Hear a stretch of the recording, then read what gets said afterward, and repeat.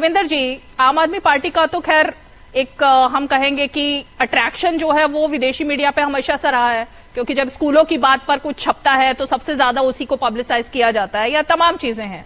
अब जब रिपोर्ट आ गई है और उसमें खुलासा, आज आपने देखा होगा मनीष सिसोदिया, अरविंद केजरीवाल, इनका भी नाम आया ना सामने, और इनकी फंडिंग के बारे में विजय पटेल अभी बता ही रहे थे कि कहां से कहां, फोर्ड फाउंडेशन, किसके कहां से क्या लिंक है।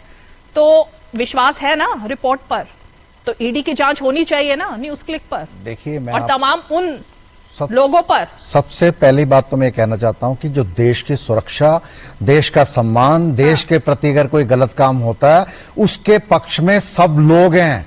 और कृपया करके भारतीय जनता पार्टी सर्टिफिकेट बांटने का काम ना करे कि ये देशभक्त है, ये बड़ा हिंदू है, ये बड़ा राष्ट्रवादी है, ये बड़ा देशद्रोही है। अगर कोई व्यक्ति गलत काम करता है तो उसको पकड़ने का, उसको सजा देने की जिम्मेवारी किसकी है? आपकी सरकार है। आप यहाँ टीवी पर बैठकर आप हमारे को बता रहे हैं, आप एक्शन लीजिए ना, उठा के बंद कीजिए।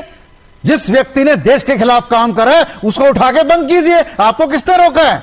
पहली बात। दूसरी बात मैं ये कहना चाहता हूं कि अगर जिस प्रकार से पीएम केयर फंड की बात करी जाती है, आप पीएम के नाम पे आपने सैकड़ों हजारों करोड़ रुपए इकट्ठा कर लिया और कोर्ट में जाके आपने कहा कि ये पीएम फंड नहीं है। पहले फोर्ड फाउंडेशन के लिंक पर चर्चा हो जाए, फिर पीएम पर आ जाइएगा। बातें तो सारी होंगी ना, यही तो एजेंडा है। मोदी का विरोध करो, चीन से पैसे पाओ, इसी पर तो चर्चा करना चाहती हूँ मैं आज। एजेंडा नहीं है। अगर जांच समितियां को, अगर बात को डाइवर्ट करने की चलिए छोड़िए, मैं इस बात को छोड़ता हूं। देखिए, 2 साल पहले अगर इनकम टैक्स ने न्यूज क्लिक के ऊपर और न्यूज लॉन्ड्री के ऊपर इनकम टैक्स की रेड मारी, उसकी जांच में क्या मिला?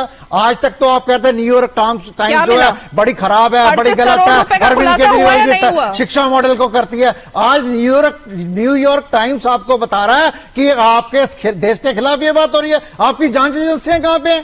आपने अपनी संवैधानिक एजेंसियों को पूरे देश के अंदर उनकी सरकारें तोड़ने के काम, विपक्षी नेताओं को अंदर करने के काम और उनको अपने निजी और राजनीतिक फायदों के लिए इस्तेमाल करने का काम किया। उन्हें देश के हित में काम करने दीजिए कृपा करके।